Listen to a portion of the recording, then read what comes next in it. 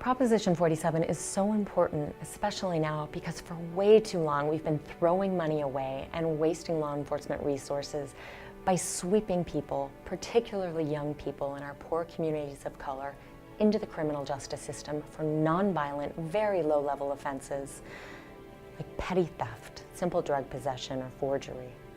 This penchant we've had towards mass incarceration and our corresponding failure to address and prevent the underlying causes of crime and delinquency has taken a drastic and destructive toll on neighborhoods, families, and communities across our state. This misguided approach has contributed to widening racial and ethnic disparities in our criminal and juvenile justice systems.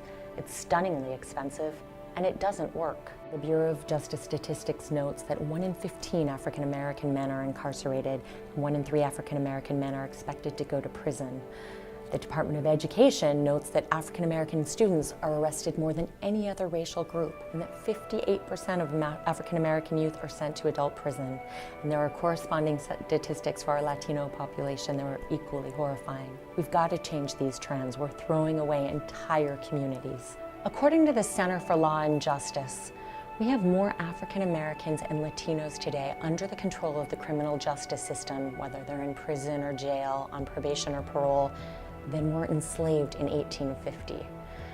And it's widely known that formerly incarcerated people face extreme discrimination, prejudice, and stigma in housing and education, employment, and voting rights because of the felony label.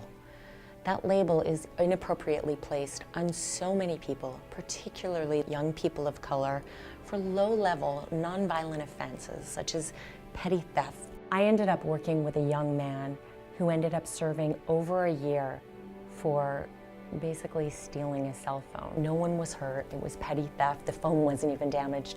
He ended up receiving a year and a month. He had a felony record after this offense, and he wasn't able to go back home to be with his family because suddenly he had a felony on his record and the family was going to lose their Section 8 housing. He wasn't able to apply for higher education, and he's having a very hard time getting a job rather than having the opportunity to turn around his life. Proposition 47 is going to remove these unnecessary and misguided barriers by taking a smart approach to crime.